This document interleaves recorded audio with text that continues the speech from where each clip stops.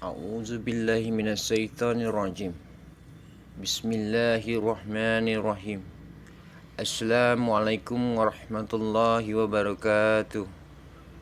Alhamdulillahillazi adda lil muttaqin jannatal ma'wa wa adna lil usati azaban aliman. Ashhadu an la ilaha illallah wahdahu la syarika lah, lahul mulki haqqul ala kulli syai'in qadir, wa ashhadu anna muhammadar rasulullah.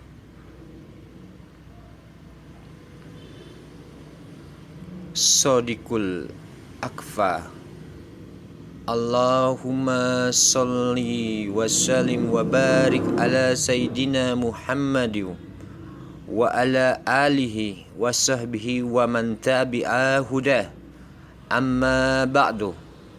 Faya ibadallah, usikum wa nafsi bitaqallah haqqa tuqati. Qala Rasulullah sallallahu alaihi wasallam, wa basiril ladzina amanu wa amilus solihat anna lahum jannatin tajri min tahtihal anhar kullama rujiku minha min samarat rizqan qalu hajal ladzi juzikna min qabl atubu ilaih mutasabihan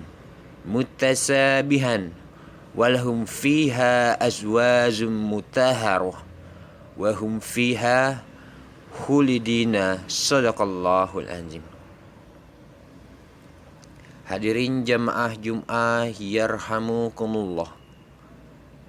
Khutbah ini akan mencoba menelusuri keterangan tentang surga dan kenikmatan relevansi dengan kehidupan modern dan membangun manusia kini.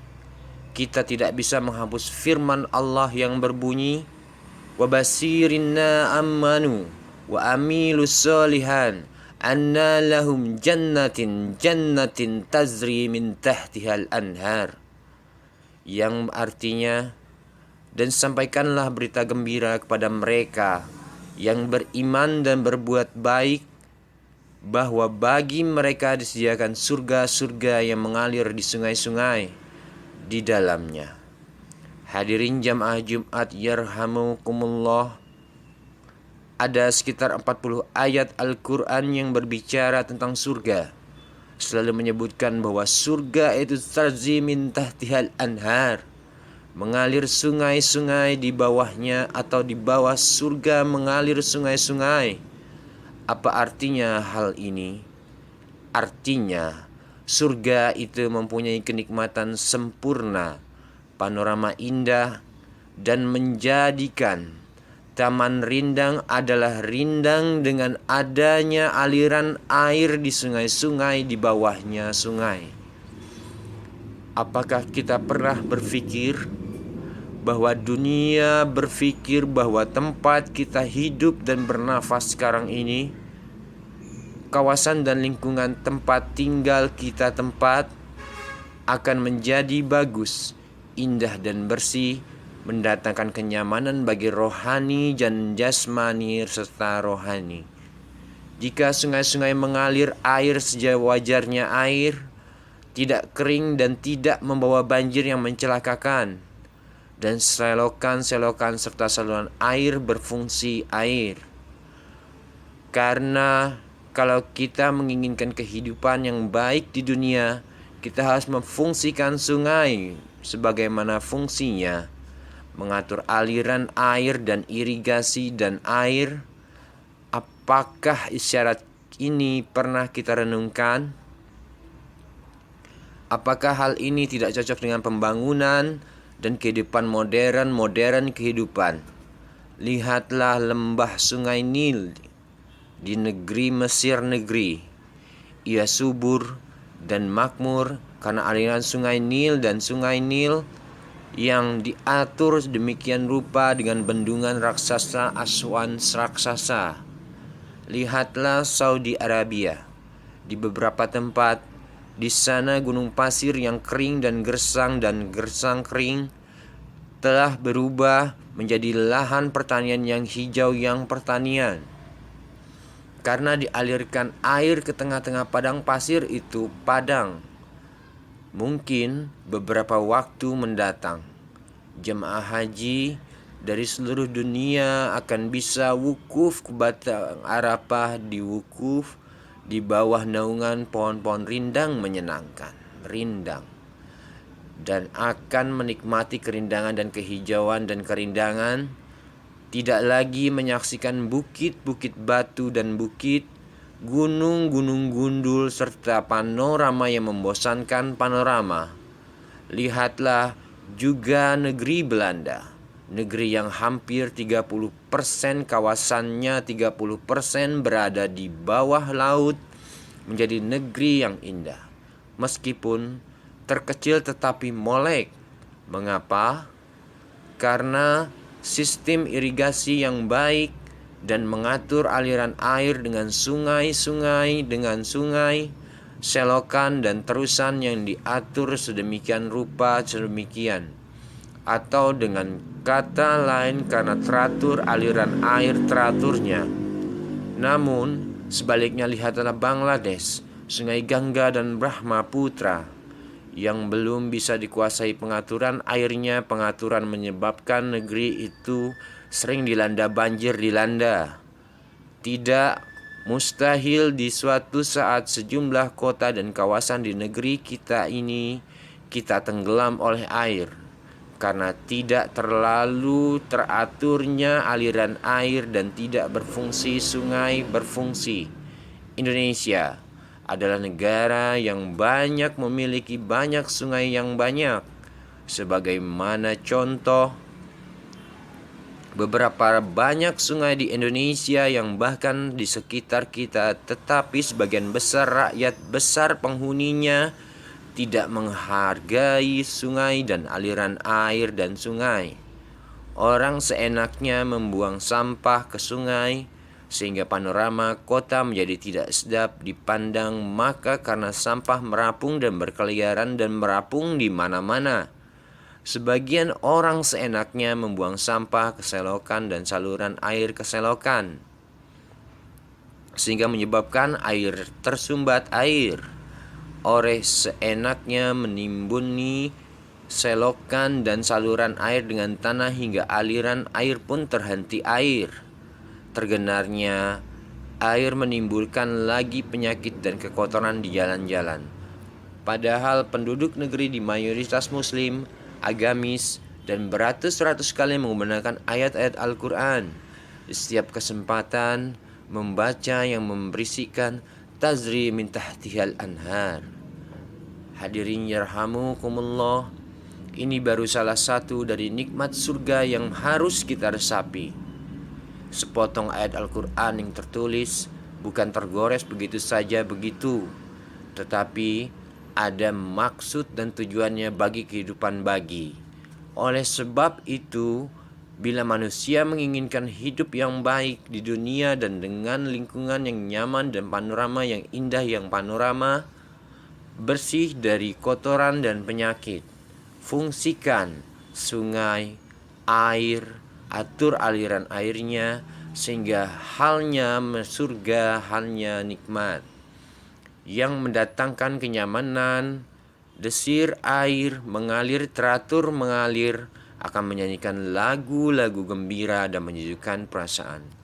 Imam Syafi'i berkata, "Inna ra'aitu wukufa ma'i yusidu is-salatu wa illam tahri mayyatib," yang artinya, kulihat tergenangnya air, melihat air itu sendiri air, tetapi bila mengalir air itu menjadi bersih, dan bila tergenang ia menjadi kotor.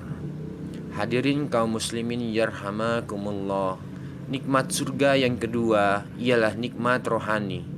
Allah subhanahu wa ta'ala menceritakan tentang penghormatan yang memberikan kepada penghuni surga. Mereka dipersilahkan masuk, dipersilahkan ke dalamnya dengan penuh kelembunan dan kasih sayang. Ayatnya, adhuluha bisalam aminina wa naza'na ma fi sudurihim min kirlin ikhwanan ala sururin muttaqabilin, yang artinya masuklah ke dalam dengan sejahtera lagi aman. Kami lenyapkan segala rasa dendam yang berada dalam hati-hati mereka, sedang mereka merasakan persaudaraan duduk berapat berhadap-hadapan di depan dipan-dipan.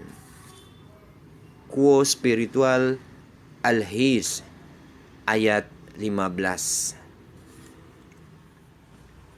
46-47.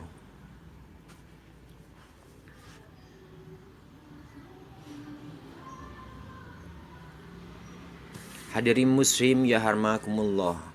Menurut kedua ayat ini, kesejahteraan bagi ahli surga juga surga ada yang berupa nikmat rohaniyah, yaitu yang pertama, dilenyapkannya rasa dendam dalam hati setiap penghuni surga. Kedua, hidup akrab penuh rasa persaudaraan yang digambarkan dengan duduk berhadap-hadapan di atas dipan. Apa arti hal ini? Semua hal ini artinya penduduk surga yang sudah menerima berbagai nikmat jasmani nikmat memiliki lagi nikmat rohani, yaitu hapusnya rasa dendam dan dengki dan dendam. Fakta berbicara, bagaimana jua pun besarnya nikmat jasmani nikmat itu tidak akan ada artinya kalau pemilik mempunyai penyakit jiwa penyakit, yaitu dendam dan dengki, al-ghil. Bahasa Arabnya dendam karena didahului adanya permusuhan, dan dengki karena tidak bisa melihat, tidak bisa menikmat yang ada di pada orang lain. Adakah kita pernah berpikir dan merenung bahwa hidup dunia ini akan menjadi porak-poranda, akan menjadi dan kacau karena dendam dan dengki yang ada di hati para penghuninya? Kendati mereka memiliki nikmat materi yang limpah ruah dan nikmat jasmani yang banyak.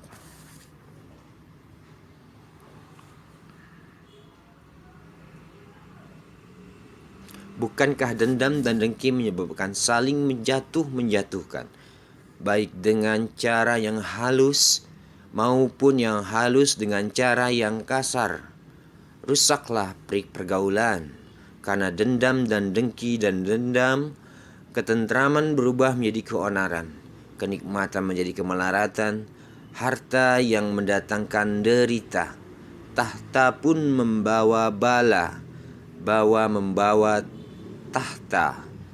Kecantikan hati mengakibatkan kecongkakan, kehebatan pembuatan kebengisan, adab melahirkan biadab melahirkan adab, ilmu menjadi perangkat tipu-tipu, dan bahagia terbalik dengan menjadi dunia yang celaka. Penduduk surga tidak demikian.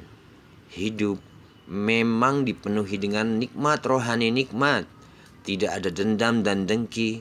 Selanjutnya, ahli surga merasa hidup bersaudara, persaudaraan yang tidak dicampuri dengan unsur apapun yang mengeruhkan, persaudaraan yang tidak dipenuhi oleh kasih sayang, dan kasih sayang tidak dicampuri dengan keinginan pribadi dan sepihak dan keinginan.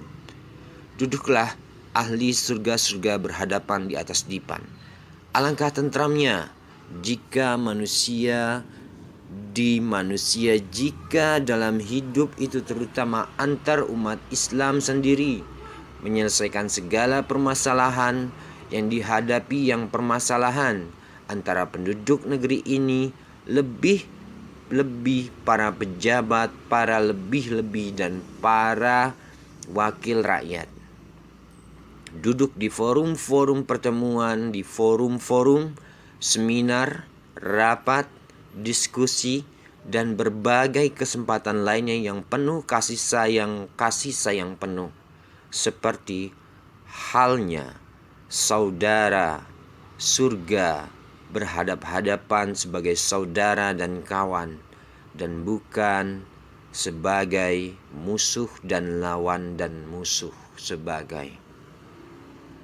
Hadirin kaum muslimin dan muslimat, itulah rahasia mengapa Nabi Adam alaihi salam sebelum diturunkan ke permukaan bumi menjadi khalifah, menjadi bumi, mengatur dan menatanya, dimampirkan dulu dengan tinggal di dalam surga sebagai studi, sebagai bandingan untuk memindahkan nikmat surga yang kehidupannya ada di dunia.